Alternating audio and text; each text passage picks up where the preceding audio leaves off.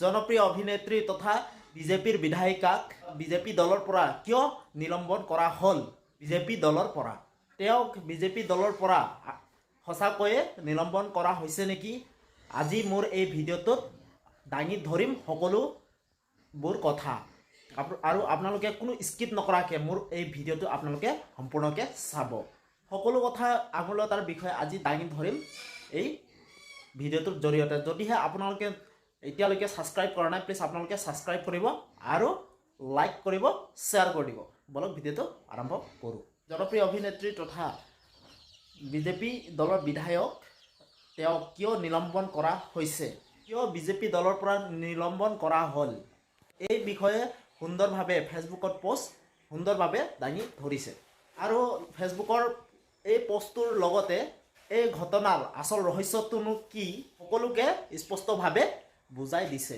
আহকচোন ফেচবুক পেজটোত তেওঁ কি লিখিছে আপোনালোকক জনাই দিছোঁ।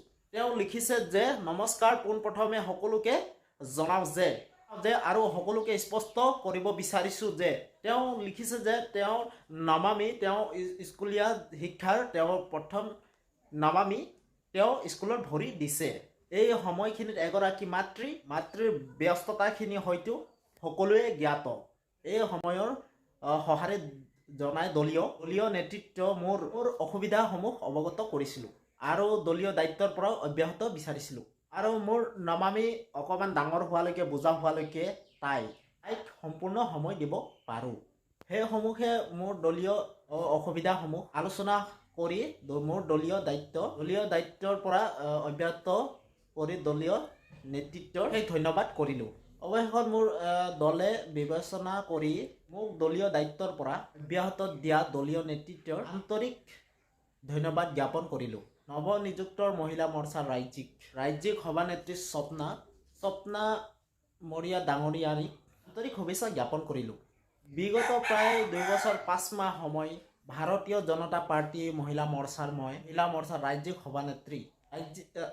সভানেত্ৰী হিচাপে কাৰ্যনিৰ্বাহ কৰি ভাৰতীয় জনতা পাৰ্টীৰ সেৱা আগবঢ়াবলৈ সক্ষম হোৱাটো মোৰ বাবে আছিল পৰম সৌভাগ্যৰ প্ৰাপ্তি। মাননীয় সভাপতি ভৱেশ কলিতা ডাঙৰীয়া আৰু মাননীয় ডক্টৰ হিমন্ত বিশ্ব শৰ্মাৰ ডাঙৰীয়াৰ নেতৃত্বত অসমবাসী ৰাজ্য তথা অসমত মহিলা সমাজৰ হকে কাম কৰাৰ সুযোগ প্ৰদান কৰাৰ বাবে তেখেতসকলৰ ওপৰত চিৰকৃতজ্ঞ হৈ ৰম। এই বস্তু জনাৰ লগতে আপোনালোকে গম পালে যে আঙুৰলতা ডেকাক নিলম্বন কৰা হোৱা নাই। আচলতে তেওঁ কিছুদিনৰ বাবে তেওঁ নিজেহে বিৰতি ল'বলৈ বিচাৰিছে। আৰু আজিৰ বাবে মোৰ ভিডিঅ'টো ইমানতে আছিলে। আকৌ নতুন ভিডিঅ'ত আপোনালোকক লগ পাম। এতিয়ালৈ ধন্যবাদ।